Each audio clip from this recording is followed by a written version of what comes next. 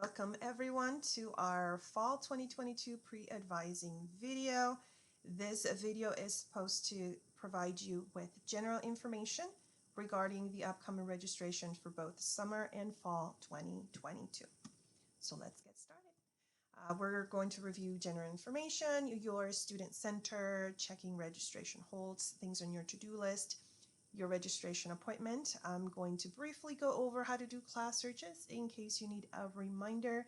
And remember that we will provide you with one-on-one advising assistance when you come in either for a workshop or an appointment, depending on your major, to go over your specific requirements, your courses, your expected graduation.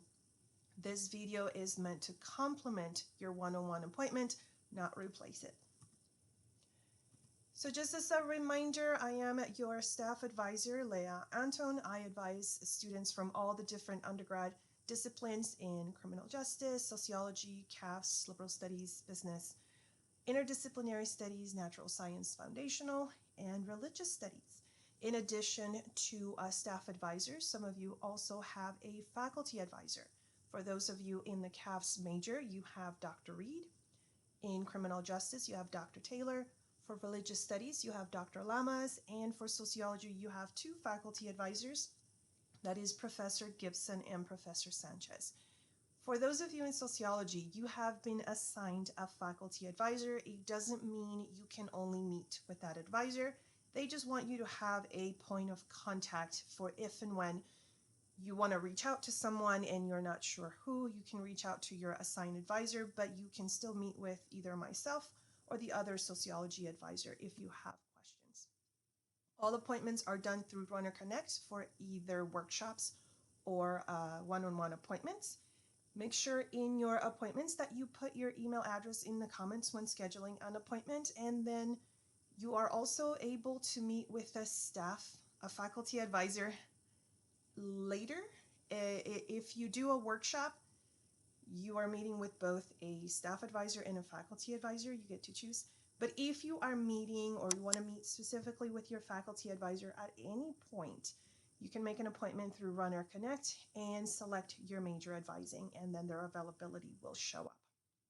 Here's a picture of your faculty advisors in case you haven't met them yet. There's Dr. Reed, Dr. Taylor, Dr. Lamas, Professor Gibson, and Professor Sanchez. A little reminder about my Bitmoji office. A lot of information is posted there. Please check it out. I have video tutorials, which I'll go over a little bit later. I have information on commencement. And actually, I'll point some of them out. So the diploma gives you information on commencement and graduation. The calendar takes you to the academic calendar, so you know what's going on when. We do have Zoom front desk hours. Here's how you can schedule an appointment. Tutorial videos, the tutoring center, announcements of things that are coming up, information on adding or dropping late. This is a little motivational video if you're feeling a little down. Picks me right up every time. Oh, and I cut this off, but this is the sticky note for the GUAR exam, if you're interested in taking the GUAR exam. The little purse has information on tuition fees. Here is the catalog. That is our front desk number. Also, for our front desk, a lot of students are not aware that the message when you call the front desk, the 5000 number, it's a phone tree. So a lot of students assume nobody's picking up the phone and it's going straight to voicemail. It is not a voicemail. It is a phone tree that gives you options on which office you're trying to contact. So what you do is if you want to talk to someone specifically at the front desk, is option 4, and we are open Monday through Friday, 8 a.m. to 5 p.m. I also have a link for the IT department to get help if you're having technical issues with either logging into your portal or using software that is specific for your classes or getting software, things like that. And I added one after I took the screenshot, but I added some information on summer school right there. It says summer school info that you can also get through here. Okay. Tutoring services, you can find all of our tutoring services through csub.edu/ Tutoring, you can see here they have the Writing Resource Center if you need help with your writing, the Math Tutoring Center for math. Smart Thinking Tutoring is something you can add to your Canvas page, and it is live help with your classes, so something to check out. SSC would be for Social Sciences and Education if you need support with psychology or sociology classes, criminal justice, and CAVS. The Science Tutoring Center if you need help with your science classes. Arts and Humanities would be for your religious studies classes or your communications classes. BPA tutoring is for business majors, and computer science tutoring, we don't offer a degree in computer science, but if you're taking a computer science class, you can get tutoring for your computer science class there. We also have nettutor.com. If you haven't already created an account, go to nettutor.com/CSUBNT. This is the link to get registered for CSUB students. This is all online tutoring, and it is free as long as you register through that /CSUBNT link, because the university has already paid for CSUB students. But if you only go to nettutor.com and they ask you for pricing, or they give you pricing information, you're in the wrong link. Go to the /CSUBNT, register. These are all professional tutors with at least a bachelor's degree, but most of them have a master's or a PhD. It is live, and you can get tutoring either through video, audio, or just chat, whatever your preference is. You can even drop off questions or drop off a paper for them to give you a little bit feedback on it. Just make sure again that you register. You only register once. Once you are registered with your CSUB email account, you get a link to set a password for your tutoring, and then after that you can just log in normally. You don't have to worry about registering yet again. For registration announcements, both fall and summer registration begins April 18th. Prior to April 18th, you will be able to put classes in your shopping cart depending on what is already populated. I've seen some departments already post some classes. I've seen some departments have no classes posted. The closer you get to April 18th, the more classes you will see. If you don't see a class that you need, do not panic. We will let you know at the time of your advising if the class is planning on being added to the schedule, or if you need to make accommodations depending on what the situation is. Be aware that the campus as a whole is planning on back to face-to-face classes for fall 2022. If your major used to have a third or half of their classes online, that will continue to happen, is whatever used to be the norm prior to 2020.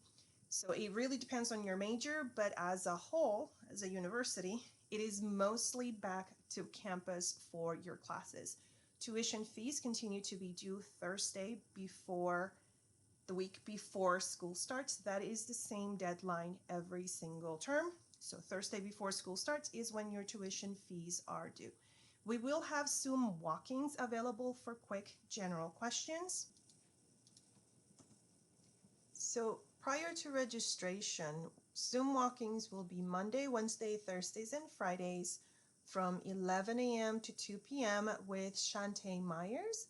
If you haven't met Shantae yet, she is our peer mentor. She is there to assist you guys with general questions, help you with registration, class searches, adding things to your shopping cart, validating them, anything that has to do with processes or your My CSUB student account. The first week of registration, both myself and Shantae will be available for walk-ins to help you with any registration issues you may have. And these are, just so you know, these are private one-on-one meetings. They're just very quick. They're like 5 to 10 minutes. We're not trying to update any advising paperwork, help you change or add a major or a minor, or even plan for graduation. This is just trying to be available so that we can help you get into your classes right away. Again, prior to registration, she is there just to give you a little bit more one-on-one assistance with anything that you might need. If you've met with us for a workshop or a one-on-one and you just have more questions or need a little more guidance, that's what she is available for. And remember, for those of you with registration problems or issues or enrollment errors, you can definitely fill out the override request on my Bitmoji office. You do not have to wait to meet with someone. If you're not sure about the class, if you're not sure if you need the class or if you meet the prerequisites for the class, come see us. We will help you figure that out. But if you already know, I need this class, I was told to take this class, it just won't let me in, and it needs to, then just fill out the override request. Worst thing that could happen if you're not eligible for the class is you'll just get an email from me saying, hey, you haven't met this prerequisite, so we can't put you in. Best case scenario, we add you to the class. Remember, for your academic advising, we are using the degree audit as long as you weren't a student in the quarter system. But if all of your classes are in the semester system, we are using your degree audit, which is also known as the academic requirements page on your My CSUB account. To get to your academic requirements page, you just have to go to your My CSUB account, and in the drop-down menu, just select academic requirements and then click the double arrow. Okay. Did that already? We will email you a printout of your degree audit. So this is this is like your cheat sheet as to what things mean. Sections that have the check mark or the purple triangle. I don't know why they use the purple triangle. It's confusing because it's an exclamation mark and it makes you wonder, do I have this? But both of those symbols actually mean that the requirement has been met. For the ones that have the yellow diamond, those are the ones that you have currently in progress during whatever the current term is. In this case, it would be spring 2022. So that means we're waiting on a final grade for it, but we know you're enrolled in it, and we're actually expecting you to be completed with this class. So when we do your advising paperwork, anything in progress, we assume you're passing unless you tell us otherwise, and then we can talk about what we can do in that case. Usually just repeat it unless it's a course you don't necessarily need. And then the ones that we highlight, it's going to have a red square next to it, and of course the screen cut it off. But it's a little square, a red square right here. So I'll put it there. And then what we do, just to make it a little bit more visually obvious, we need this class, is we highlight it. So the section that says needed, we'll put a highlight on it. Now, if I didn't notice it and didn't highlight it, doesn't mean you don't need it. You still need it, so look for the red square on there. And I tried to put some notes next to it, like take ASAP, take it next fall, take it next spring, whatever is usually the situation, or take after this particular class. So pay attention to the little notes. They are meant to help you plan your classes accordingly. Okay, there we go. The other thing that you should get familiar with that we try to include in every one of our paperwork is the unit requirement tally. So the unit tallies are important because there are certain standards that you need to meet unit-wise for the university in order to graduate. So you need 120 units overall. However, out of these 120, no more than 70 can come from a community college. So you're going to see a line in your unit tally that will say how many units you transferred with. And if all of your units were from community colleges, then 70 is your max. You could bring other type of units in from either another university, AP coursework, CLAP exams, that kind of stuff. And so we have a separate line for that one. And those we don't add up to more than 90 together combined. And the reason for that is because we need at least 30 residency units, and I'll go over those in a moment, that need to be done at CSUB. So adding these to more than 90 makes it look like you need less, but you don't. You need more than that. So we divide your classes between required units, required coursework, and elective units. If the elective units says 0, that means you don't have to worry about university electives. Whatever your units here are going to be higher than your minimum needed after the current semester. We do take into consideration whatever your classes are in progress to determine what you're going to have left. Remember, we assume everything you're in, you're passing. So we are tallying this up with the idea that these are units you're going to earn by the end of this semester. There is, out of the 120, there is 40 of them that need to be upper division. The upper division are not in addition to the 120. They are within, just like the community college units and the AP units and your in-progress units. They're all part of the same. The reason we keep track of them is to find out, for example, in this case, if it said you did need the 5 units of electives, well, can those electives be upper division or lower division? In this case, we said 0, which means all of these 5 could potentially be lower division classes. Can you take them at a community college? Not if you've exceeded your 70 max. So we'll help you make recommendations. This is just to give you an idea of what all of these numbers mean. For some of you, you understand this, and sorry, I'm breaking it down. But I know, this is a lot of info, so I'm trying to give you more information so that it makes sense. But anyways, we tally your 40 upper divisions. These are the 3,000, 4,000 level classes. You need at least 24 in residency. And again, residency just means taken at CSUB, and you need at least 30 of them here. And out of those 30, 24 need to be upper division. So there's all these different criteria that we have to meet. That's what we use this little grid for. And we will keep track of those. There are GPA requirements for different areas. Every one of them is above a 2.0. There's your CSUB GPA, which is everything you've taken here. Whether you need it for graduation or not is irrelevant.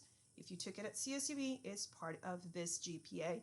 Your major GPA would be everything required for the major, regardless of where you took it. If we're using it in your major, it's calculated into your major GPA. Your minor GPA, obviously, if you don't have a minor, don't worry about a minor GPA. This is only for students with a declared minor. And once again, you need an average of a 2.0 in those. And then there's your overall GPA, which has all of these taken into account. Courses needed, courses not needed, courses taken here, courses taken outside of CSUB, in the major, in the minor, in GE, everything all together. So any and all of these need to be above a 2.0 in order to graduate. I do get this question a lot. Well, which one does graduate school look at? It depends on the school. So the school will have their own criteria as to what GPA they're looking for and which one they're looking at. Are they looking at your overall? Are they looking at your major? Are they looking at the last 60 units of coursework? Are they looking at only the upper division? So that question would go to the institution and the program that you're applying to, just in case you were curious. Grading, just a reminder that the CSU grading is different than the community college grading in the sense that we use a plus minus grading system. And what that means is that rather than just getting a C, you can have a C plus or a C minus. Depending on the class and your major, you may have specific grade requirements for a class. I think for the majority of them, the grade requirement is a C minus or better, but it depends on your majors. Some majors don't have a minimum grade requirements, or they only have it for certain courses. And let's say for some of them, if they don't have a minimum grade requirement and you get a D would be considered passing. But remember, if you have too many Ds, you're going to fall below the average of a 2.0. So you have to be careful not to get too many Ds, even if your major allows them to. Most GEs, with the exception of the GWAR writing requirement, also a D is considered passing. I get that question a lot too. So in your first semester at CSUB, because remember your CSUB GPA is only CSUB classes. So in your very first semester, because you've never taken anything, that's when you see the most impact to your CSUB GPA. If in your first semester, let's say you're taking 4 classes and you get mostly C's on all of them, but one of them is a C minus, that already puts you below the 2.0 average on your very first semester. This is why we recommend not to overdo it for your first semester, to get yourself a buffer so that we can try and get more classes later once you have that above a 2.0 GPA already set. Remember that credit and no credit classes do not affect your GPA. These are usually assigned to internships or some of your like kinesiology classes, some of your electives. Some of the field experience classes are also pass or fail. Those don't affect your GPA, any of the GPAs. On your student center, just remember the holds is the very first one on the right-hand side that shows up. Anything in there needs to be taken care of before you can register for classes. Holds here could be the student financial services if you owe money to the university. Student financial agreement, this is just a disclaimer on how tuition fees work. You just have to read it, acknowledge you've read it, and then they can clear that one off. The advising hold, most of you should not have an advising hold, but if you have an advising hold, we normally clear this before we send your advising paperwork. So as long as you've signed up for a workshop or an appointment with us, at the time we send you your advising paperwork, we try to go ahead and clear the hold. That way, even if you need to reschedule the appointment or you can't make it to your appointment, having that advising paperwork already helps you towards registration. Okay. Other holds would be a probation hold. This is placed on your account if your overall or your CSUB GPA fall below a 2.0. Judicial affairs is the sexual harassment training that you have to do once per academic year. This training is the one you have to go watch the videos, take the quizzes, and it usually takes 24 hours to clear. So this one will not clear right away. So do it as early as possible to make sure it won't affect your registration. The health services hold, those are various and multiple holds depending on which immunization you are still lacking. Remember, you're supposed to create an account and pay like $13 to have your documents securely reviewed online. And you need to get those done before registration begins if you haven't already done them. Things in your to-do do not affect your registration. These are things that simply need to get done. Most of them are related to financial aid, so you definitely want to get them done or you don't get your financial aid.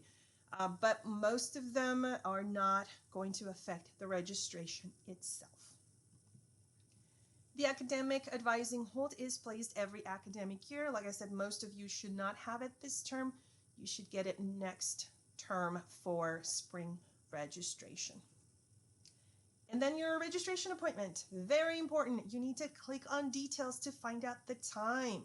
It'll tell you when the date of your registration, but it won't tell you the time. You have to click on details to look at the time because it does make a difference whether you're registering at 8 a.m. or at 1 p.m. It'll keep giving you an error. You don't have an appointment yet. It is a computer system, so if it says your appointment is at 8 a.m. and at 8 a.m. it says you're not eligible to register, give it a minute. Maybe your clock is off by like a few seconds or something, so just give it a minute and then try again. For class registration, you're going to click on either enroll, in which it automatically selects the term, the current term, and then you'll have a choice between your summer and fall registration, or you can go through the search for classes. The thing with the search for classes is you have to make sure that you select the current term, because you can search for previous terms. It defaults to whatever the current term is, not the upcoming term. So if you're having trouble either finding classes, or it says the classes are full when registration hasn't started yet, or you find the class but it won't let you add it to your shopping cart, double check the term. Most of the time that is the issue if you use the search for classes button instead of the enroll button. My preference is always the enroll button if you can. And remember your registration fees. A lot of students get worried that they add classes and it says you have no outstanding charges at this time. It doesn't post right away. It takes a little bit depending on when you register as to when they'll get posted, but you can always view your financial aid right here to make sure that the fees will get covered if you are getting financial aid. So as long as you are aware of your financial aid and how much you're getting, you don't have to worry about the charges not being posted. If and when the charges are posted, you will have enough time before the deadline, which is the Thursday before school starts to pay if you are paying out of pocket. And don't forget your registration date and your registration time on the bottom right-hand side. Let's move on. So just a little review on how to do class searches for your major or your minor. You're going to select the subject from the drop-down menu. Once again, make sure the term is in the upcoming term. We're going to leave the show open classes only selected. It is selected by default, but you might want to leave it as is unless you are graduating and you're registering late for some reason and you need to view waitlisted classes at that point. You're going to click on the additional search criteria to expand the rest of the filter choices. And then you're going to select location Antelope Valley to limit your classes to AV classes. Then you can click search. This is very important, the location. I would say 95% of the time I get an override request, I have to reply to the student, you need to do your searches with the location Antelope Valley. And what happens is sometimes we forget to expand the additional search criteria. So we say the location is not popping, that option is not popping up. It doesn't expand by default. So you do have to expand it by default and then select the location from there. Yep. There we go.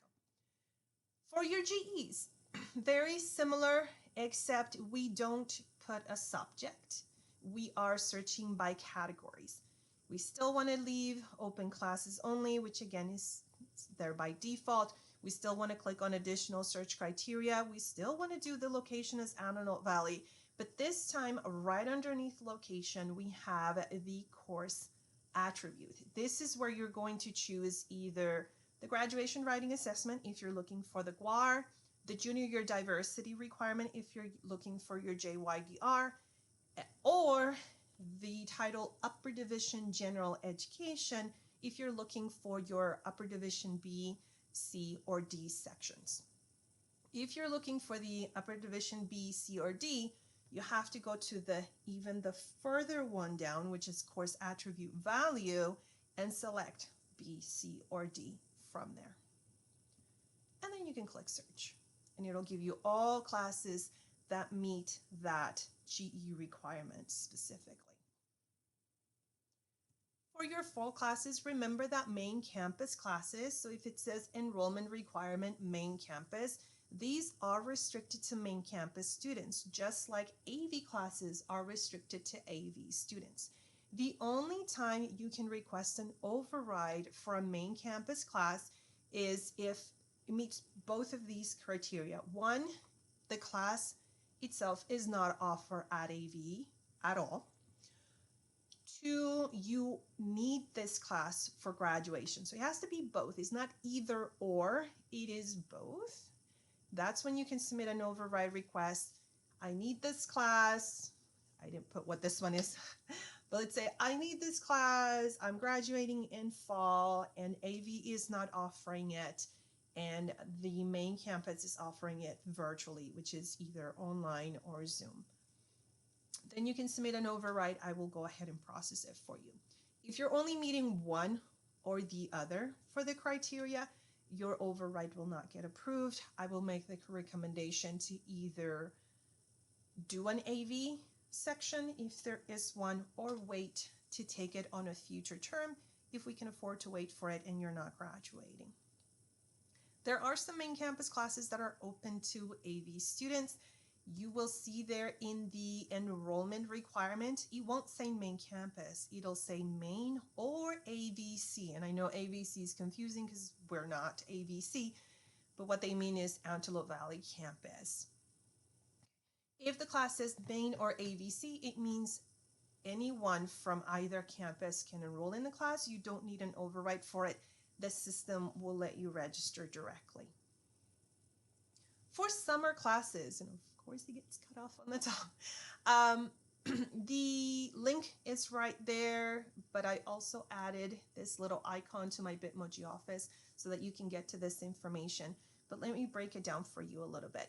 So summer is restricted to 12 units, although we don't necessarily recommend 12 units for everyone. On average, I would say we recommend 6 units. It really depends on your situation, whether we would recommend more or less. Most of the courses for summer are offered online, but there is no main or AV. Everything is done through extended university. And so it is a little different. For summer classes, you will not need to input a location. Everything is just going to be whatever is offered. And normally we tell you to stay away from extended U classes, not for summer. For summer, everything is extended U, so it's okay for them to be extended U. There are 3 different sessions for summer. We have from May through August, which is the full 10 weeks. We have May through July, which is 5 weeks. And we have July through August, which is also 5 weeks. So first half of summer, second half of summer, the entire summer. The way the fees work for summer is you have a 1 campus fee, regardless of the units that you enrolled in, which is $551. And then you pay per unit, which is $350 per unit. There is financial aid available, but students must register for at least 6 units to be eligible for any type of aid through financial aid. The website that I'm giving you provides 2 examples so you can get an idea of what your tuition fees would be like if you were to take summer. So if you take a 3-unit class, the fees are $350 per unit, so that's $1,050 plus the campus fee. You're looking at about $1,600 for 1 3-unit class. If you take 6 units, once again, you multiply that by $350, then the campus fee of $551, and then your total is $2,651. So it makes a difference during summer whether you take 1 class or 2 classes, as opposed to in the semester system, fall and spring, where you pay the same tuition fee for 1 or 2 classes. It is different in summer. It is cheaper to take 1 class. If you're taking 2 classes, it's cheaper per class, but it's more expensive overall than 1 class, if that makes sense. We can help you determine which one you need, if you need either of them, or if you would want either of them, and how many units would be recommended for you specifically. So this is just general information for you to consider. Right, meeting dates. So how do you know which session is which? It's going to tell you there the meeting dates. So this one is May 31st through July 6th. So that is session number 2. It is 5 weeks long. I'm glad I put that there. Almost forgot. For any other things that you can think of that you need help with, I do have a YouTube channel. It's called CSUB AV Advising, and most of the questions I get often, I have made a video about, like how to sign up for the GWAR exam, how to check your academic requirements page, how to add classes, how to validate classes. I do have a video, which is only like 5 minutes, on how to do class searches if you're interested in that. And I do have another one on how to validate. And if you already know how to add classes, you can just fast forward to 6 minutes and 30 seconds of the validating one. It'll just do the validate. There's a lot of tutorials that you can access at any time that just break down information for you if you need it. Okay, Subscribe to it if you want to find out when new videos are posted. I only post new videos when a new topic comes up, a new process comes up, a new policy comes up, or I start getting a lot of questions about one particular topic. Then I go ahead and make a video. Otherwise, I don't post weekly or anything that frequent. Prior to your advising appointments, here's some tips for you. Make sure you clear any of your registration holds. If it's an advising hold, remember, we will clear that for you when we send you your advising paperwork. Make sure you review it. Check the courses that we're telling you to take, when you need to take them. Check the unit tallies. Watch any tutorial videos that you feel you need. This is really up to you and what you need assistance with. Prior to the appointment, we do want you to add classes. Please add your classes. Whether it's to your shopping cart, if it's too early to register for them, but once your registration starts, please add them to your schedule.